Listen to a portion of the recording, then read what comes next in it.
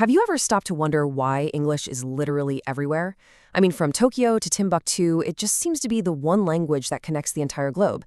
So let's dive into this explainer and unpack both the massive historical dominance of English and the 5 practical reasons you absolutely need to learn it today. Whether you're just starting out or you're looking to polish up your skills, understanding the sheer scale and utility of English is going to completely change how you view your own learning journey. Now check this out. Surprisingly, despite its massive global dominance, English actually trails far behind Mandarin and Spanish when we're only counting native speakers. It's true. If you just look at first language speakers, English comes in a distant third. But here's the wild part. When you include second language speakers, English suddenly towers over every other language on the planet, making it by far the biggest language in the world overall. So that begs the question. If it doesn't have the absolute most native speakers, how on earth did it become the world's common tongue? History shows us that languages come and go. 2,000 years ago, Latin was everywhere. It was the absolute pinnacle of communication. And today, it's essentially gone from daily use. So what exactly made English different? And how did it manage to spread like wildfire across the entire globe to the point of near universal adoption? Well, tracing the language back to its earliest days, it really all started with Germanic Anglo-Saxons arriving in Britain after the Romans packed up and left around 410 AD. Fast forward a millennium to the 16th century, and the British Empire begins its unprecedented global expansion. The English language was transported across the oceans by sailors, pilgrims, and traders, settling in places like North America, Africa, and the Indian subcontinent. It quickly became the language of colonial administration.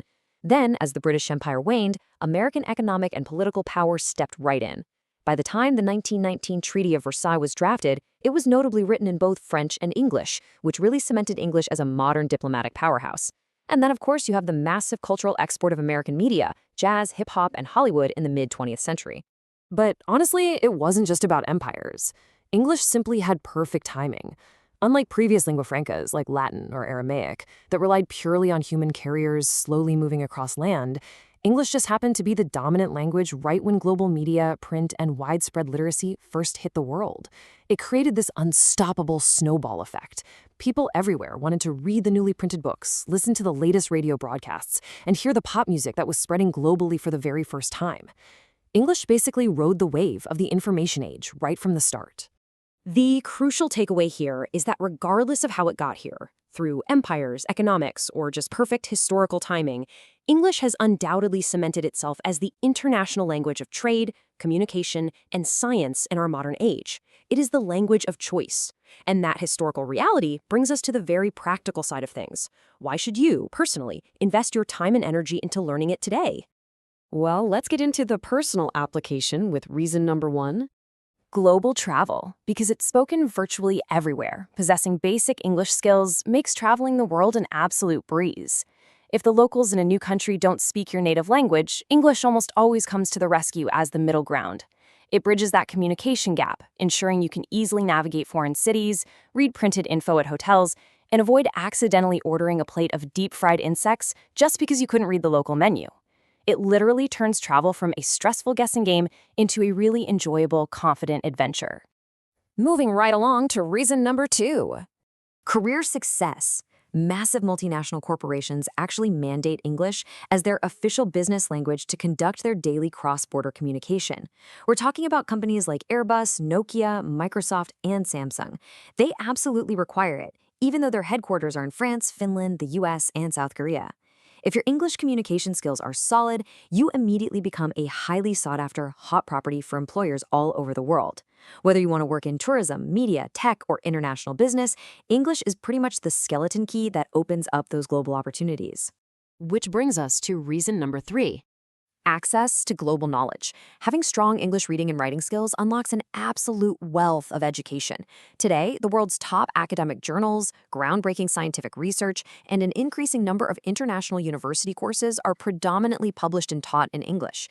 It literally acts as the gatekeeper to the global scientific community. In fact, for a new research study to get sufficient attention and peer review globally, it practically has to be published in English. So if you want to take advantage of global study opportunities or just stay at the cutting edge of your field, mastering this language is a sheer necessity. All right, let's shift gears a bit for reason number 4. Entertainment. By learning English, you immediately unlock a massive wealth of global entertainment in its original form. We're talking about enjoying blockbuster American movies, binge-watching hit TV shows, gaming with international players, streaming pop music, and even navigating platforms like Facebook or Reddit, all without ever having to rely on those clunky, mistranslated, or distracting subtitles ever again. It gives you a much deeper cultural understanding, and honestly, using entertainment you actually love is one of the most effective, painless, and just plain fun ways to immerse yourself in the language. And finally, we have reason number 5. It is highly accessible. This is incredibly encouraging for anyone who might be feeling a little bit overwhelmed by their studies right now. When compared to languages that require you to memorize thousands of complicated picture-based symbols or master really complex tonal inflections, English features remarkably simple alphabets that are wonderfully easy to learn, write, and pronounce. Sure, English definitely has its own frustrating grammar quirks and weird spelling rules, we all know that, but you don't have to navigate a confusing, heavily accented symbol system just to write a basic sentence. It is highly accessible for new learners to pick up the basics and start communicating on day one. But after exploring all these amazing personal benefits and its massive historical spread, we kind of have to zoom out again and ask a tough question. Will English always be the undisputed king? As we discussed earlier, languages have always come and gone throughout human history. Empires rise and fall. So is the reign of English a permanent fixture of our world or just a passing phase? Well, while many analysts heavily predict Mandarin is the language of the future due to China's immense political and economic rise, its online censorship, like the Great Firewall, and its complicated script present massive hurdles for the kind of rapid, organic cultural exchange that made English go viral globally. On the flip side, French is actually skyrocketing as the new lingua franca across fast-growing African nations.